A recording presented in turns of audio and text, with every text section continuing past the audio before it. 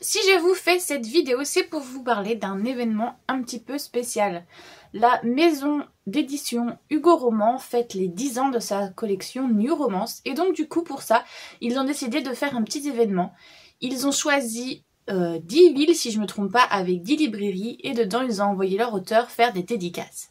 Habitant à Noirmoutier, pour moi la dédicace la plus près était celle qui a eu lieu à Nantes, à Basse-Goulaine, plus précisément dans l'espace culturel Pôle Sud, où en plus Sissi de la Boxeur travaille, donc bon, c'est plus facile quand sa meilleure amie travaille là où il y a la dédicace. Du coup, eh bien, j'y suis allée et je vais vous parler de l'événement en question. Donc, tout d'abord, comme je vous ai dit, l'événement se passait à Basse-Goulaine dans l'espace culturel du Leclerc, Pôle Sud.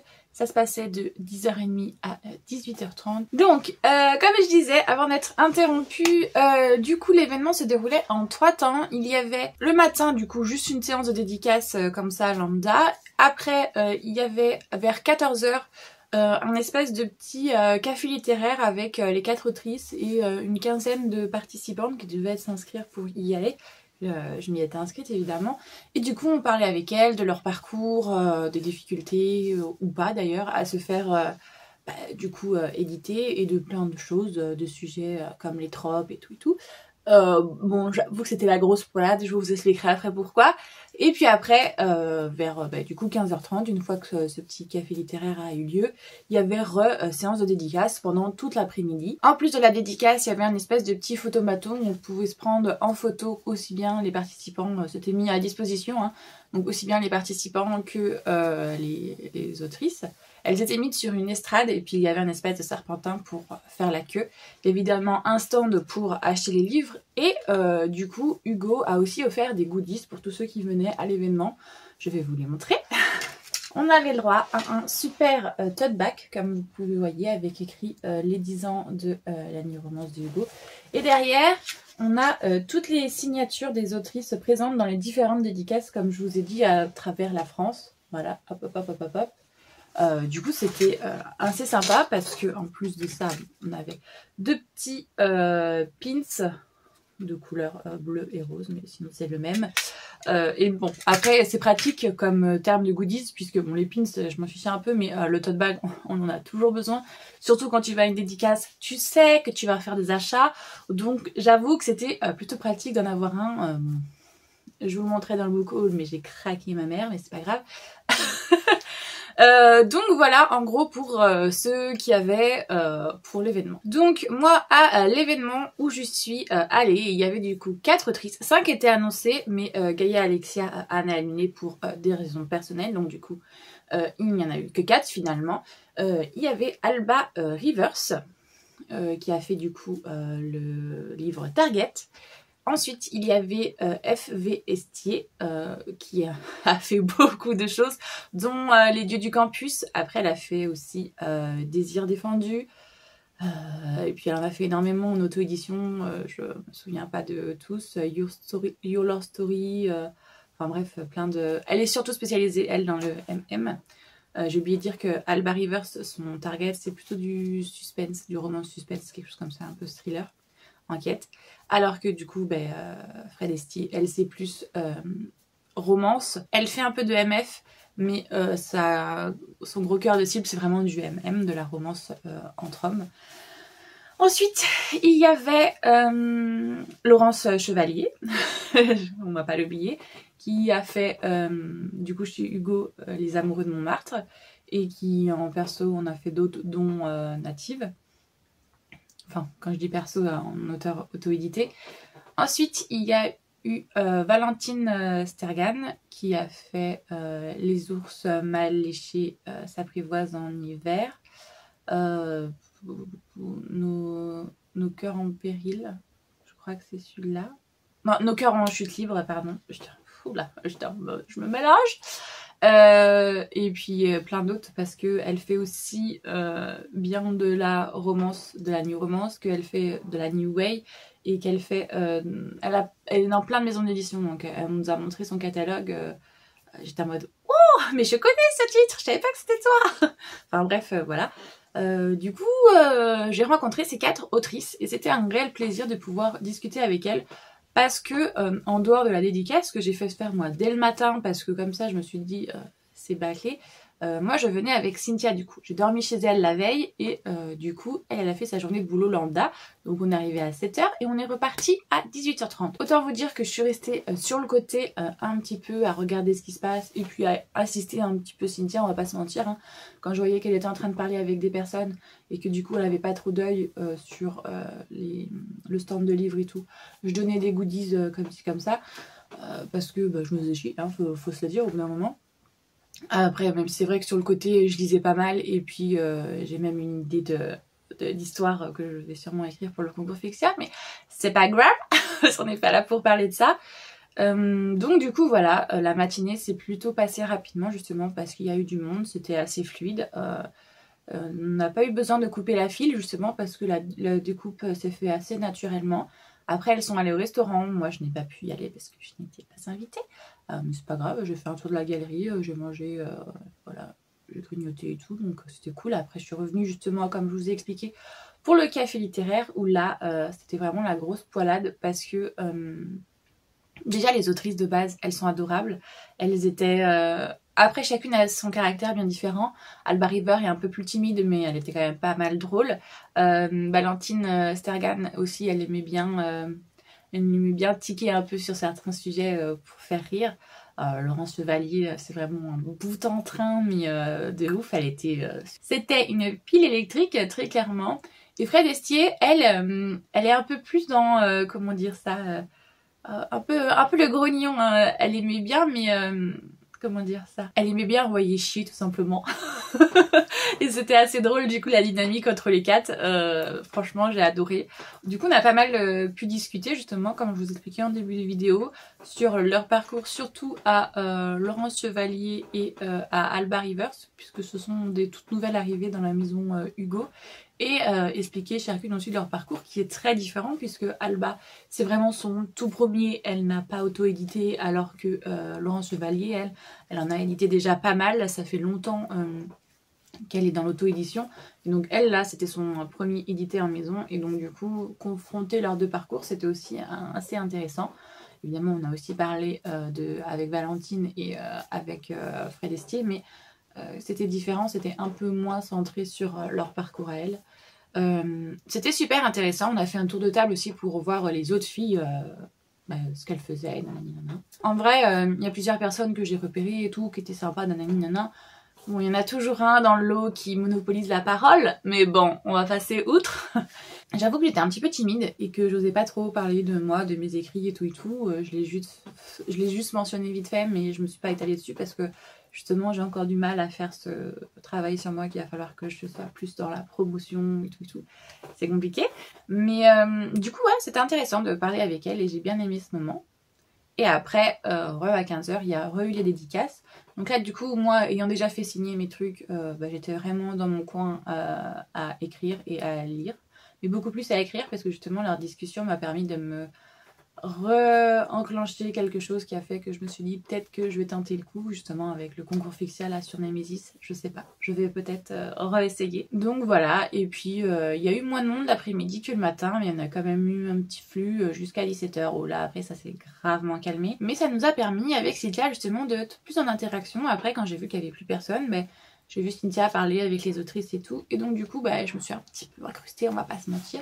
Et donc du coup c'était cool, on a pas mal discuté, on est allé voir le rayon romance et le rayon jeunesse et du coup on a discuté de la maison d'édition, des autres auteurs entre eux, de comment ça se passe, des fois ça se passe bien, des fois ça se passe pas bien et du coup c'était intéressant justement d'avoir derrière du coulisse grâce aux confidences de certaines autrices. Donc j'ai énormément apprécié cette journée, même si c'était assez fatigant parce que comme je vous l'ai dit, j'y suis restée du coup de 7h à 18h30 en ayant fait ma dédicace le matin et fait le café littéraire l'après-midi. Mais après, voilà, dans l'espace culturel il fait chaud, c'est en hauteur, donc la chaleur monte, il y a du bruit et il y a toujours beaucoup de monde. Donc du coup, c'était un petit peu oppressant et j'avoue que quand ça s'est fini, j'étais plutôt contente de rentrer et de me mettre dans une bulle de ouf, oh là là, c'est bien quand ça s'arrête aussi. Donc voilà, je vous ai montré les goodies que Hugo nous a offert, mais du coup j'ai aussi acheté, j'ai craqué. J'ai du coup acheté le Valentine Stergan, les ours mal léchés, s'apprivoisent à Noël, petit romance de Noël. Je me dis Je devais le lire, franchement, avant la rencontre. Je m'étais dit oui, je le lirais comme ça, je l'aurais lu pour rencontrer l'autrice. Et je l'ai pas fait. Ah, j'avoue, je plaide coupable. Mais je me dis, c'est pas si grave que ça me met une romance de Noël de côté pour le mois de décembre parce que je vais essayer de faire des pales un peu plus thématiques. Donc voilà, j'aurai une romance de Noël à lire en décembre, je serai contente. Et après, j'en ai vu d'autres aussi telles que je veux acheter incessamment sous peu. Mais pour le moment, on va se calmer parce que je vous montrerai dans une prochaine vidéo le book haul de septembre. On a craqué son slip. Donc j'ai aussi acheté Les Amoureux de Montmartre. Mais celui-là ne rejoint pas ma palle puisque je l'ai lu ce mois-ci en e-book. Donc lui, il va directement aller tac, dans la bibliothèque. Il n'a pas besoin de passer par la palle. Que vous dire que l'histoire est l'histoire d'une femme qui est enceinte, qui va déménager et son palier va se retrouver être un jeune homme très séduisant, d'une dizaine d'années de moins qu'elle, je crois. Mais surtout le problème c'est qu'il est acteur de X et donc du coup la relation amoureuse est un petit peu compliquée. Mais franchement j'ai adoré. D'ailleurs j'ai fait un update dessus donc normalement vous devez avoir une vidéo où je vous en parle. L'autrice a vu ma vidéo et a été très contente de l'éloge que j'ai fait de son bouquin, donc ça m'a fait plaisir. Et elle me dit peut-être me dit quelque chose, je t'ai vu récemment. Je fais oui, je fais une vidéo sur toi. Elle me fait ah oui. Donc voilà, très contente. Bouquin génial que je recommande à 100%. Et celui-là, je l'ai pas encore lu. Je devais le lire, mais malheureusement, j'ai pas eu le temps. J'ai passé d'autres livres en priorité et celui-là, il n'en faisait pas partie. Même si normalement, il était prioritaire puisque je rencontrais l'autrice, mais je peux pas être partout. Très clairement. Je vais vous parler aussi du coup, voilà, j'ai fait mes petites dédicaces. Donc là c'est Vestier avec, j'ai reçu cette petite illustration. Elle avait Léander sur elle et puis elle avait Sander, donc là j'ai celle de Sander. Parce que quand j'ai osé, au début quand elle m'a fait la dédicace, elle ne m'en avait pas donné et quand à la fin de la journée j'ai osé lui en demander un, elle m'a dit désolée mais j'ai plus de Léander, je te passe Sander. Et donc du coup j'ai Sander. Alors, Laurent Chevalier, elle a écrit à l'envers dans mon bouquin, vous voyez, mon bouquin. Elle l'a pas fait exprès, mais bon, elle a pris mon bouquin à l'envers. Donc du coup, voilà la petite dédicace que j'ai d'elle. Ça, je suppose que c'est le logo de... j'allais dire Captive. Non, Native. Et donc du coup, on l'a aussi en carte postale, que là, quand je lui ai demandé, elle en avait plein. Donc elle m'en a donné à profusion. Elle en a même donné à Cynthia pour qu'elle puisse en mettre dans les bouquins qu'elle avait en trop. Parce que du coup, Cynthia a commandé beaucoup de bouquins en s'attendant à avoir beaucoup plus de monde. Je vous expliquerai ça après. Et du coup, j'ai aussi l'illustration de Les Amoureux de Montmartre. Voilà, et le protagoniste, on est très contente. Ensuite, ici, on a la dédicace, comme vous pouvez voir, de Alba. Oui, j'ai un petit post-it avec mon prénom, je trouve ça plus pratique. Je l'avais fait dans je sais plus quel truc de dédicace. Et comme ça, quand il y a beaucoup de bruit autour de soi, comme par exemple au FNR, les auteurs voient ton prénom et t'as pas besoin de leur crier plein de fois dessus pour qu'ils entendent ou te les pèlent. Donc comme ça, c'est beaucoup plus pratique. Et ici, du coup, il y a la petite dédicace de Valentine. J'ai eu ça comme petit goodies de la part de Alba et Valentine a apparemment un nouveau nom de plume. Donc du coup, elle distribue des petites cartes.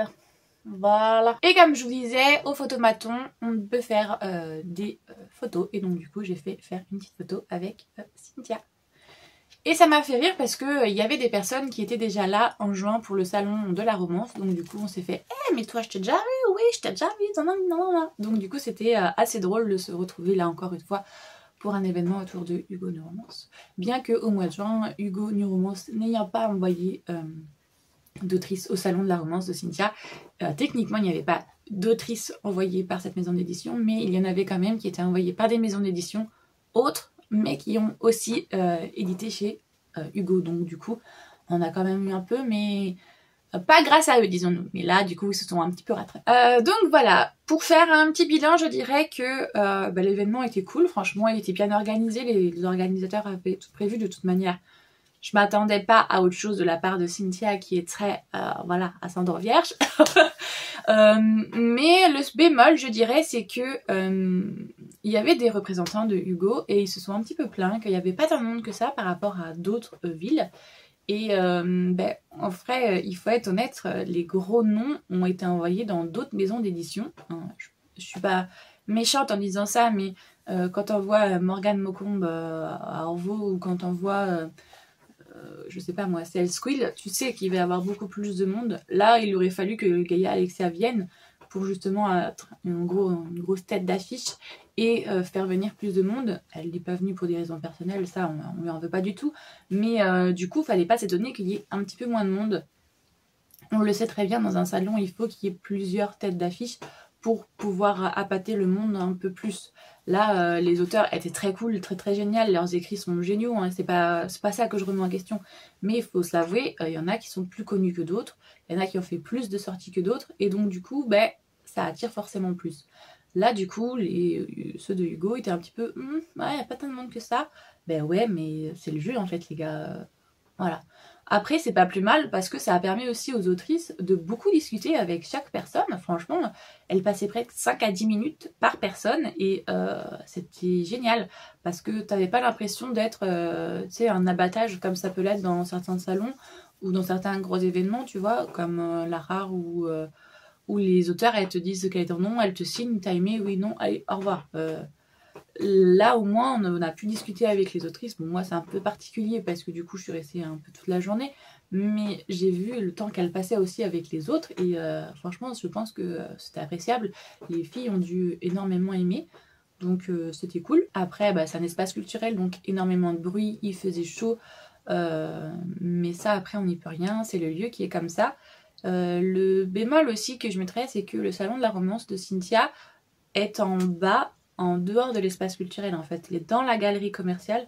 Donc ça permet de faire passer des personnes qui n'avaient pas entendu parler de l'événement et qui du coup viennent par curiosité. Là c'était vraiment dans l'espace culturel, en haut. Alors même s'ils ont mis plein d'affiches, il fallait savoir que l'événement était là et on a eu quelques curiosités qui sont venues vite fait voir ce qui se passait. Mais ça n'a pas été autant je pense que si ça avait été en bas. Et ça c'est un bémol qui n'est pas dépendant je pense des organisateurs.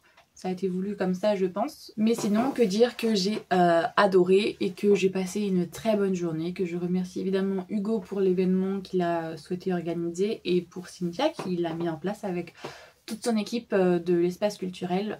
C'était un très bon moment et j'ai adoré, hein. Je vois pas ce que je peux dire d'autre. J'espère que cette vidéo vous a plu. Si c'est le cas, n'hésitez pas à liker la vidéo, ça fait toujours plaisir. Si vous aussi vous êtes allé à un des événements de Hugo ou si vous souhaitez en parler avec moi de ce que j'ai parlé, il n'y a pas de souci, il y a l'espace commentaire qui est là pour ça. Ça fait toujours plaisir, ça aide au référencement, donc merci pour chaque commentaire laissé. Et puis moi j'espère que tout va bien pour vous. Si vous souhaitez voir le reste de mes vidéos, n'hésitez pas à vous abonner. Et j'espère que vous faites de bonnes lectures. Et je vous fais tout plein de gros bisous.